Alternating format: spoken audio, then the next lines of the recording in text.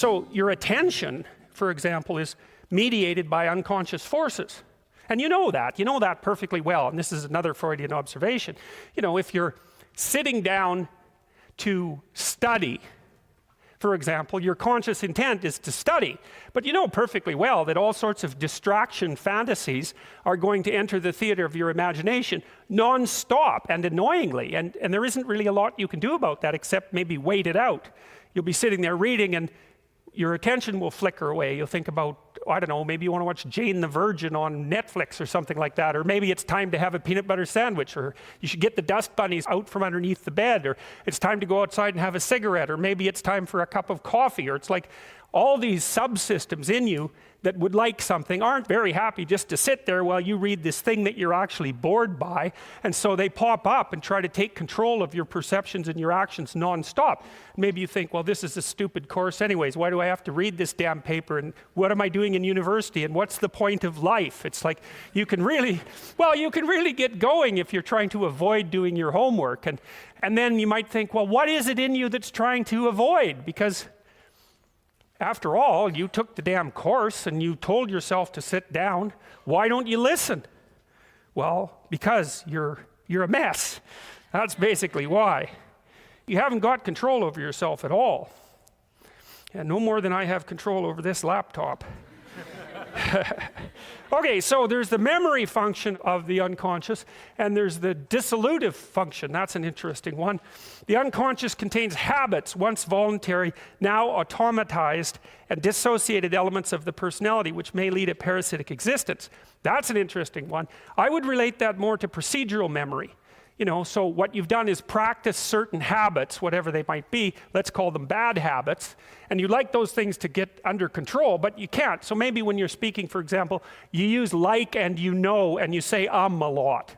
And you've practiced that, so you're really good at it. And you'd like to stop it, but you don't get to, because you've built that little machine right into your being, right? It's neurologically wired, and it's not under conscious control. And anything you practice becomes that. It becomes part of you, and that's another element of the unconscious, a different part. And then there's a creative part, which is that, well, you know, you're sitting around and maybe you're trying to write something, or maybe you want to produce a piece of art or a piece of music, or maybe you're just laying in bed dreaming and you have all these weird ideas, and especially in dreams, it's like, where do those things come from? And even more strange, one of the things that's really weird about dreams, and almost impossibly weird, is that you're an observer in the dream. It's like a dream is something that happens to you. Well, you're dreaming it, theoretically, so how is it that you can be an observer?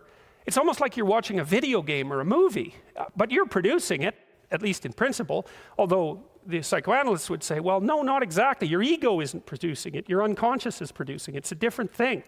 It's a different thing. And of course, Jung would say, well, it's deeper than that. The collective unconscious might be producing it. It's in some sense, it isn't you exactly, or it isn't the you that you think of when you think of you. And that's the ego from the Freudian perspective, the you that you identify with. That's the ego. And outside of that is the unconscious. The id, that's more the place of impulses. And you could think about those as the biological subsystems that can derail your thinking, right? And that govern things like hunger and sex and aggression and your basic instincts is another way of putting it. And it's a reasonable way of thinking about it, because these are subsystems that you share with animals. You share them certainly with mammals. You share most of them with reptiles. You share a lot of them with amphibians, and even going all the way down to crustaceans. There's commonality, for example, in the dominance hierarchy circuits. And so these are very, very old things. And the idea that you're in control of them is, well, you're not exactly in control of them. And I would say the less integrated you are, the less you're in control of them, and the more they're in control of you. And that can get really out of hand, you know. Like with people who have obsessive compulsive disorder, for example, which seems to be, I would say, the dissolutive elements in some sense of the unconscious, the way that it's portrayed here.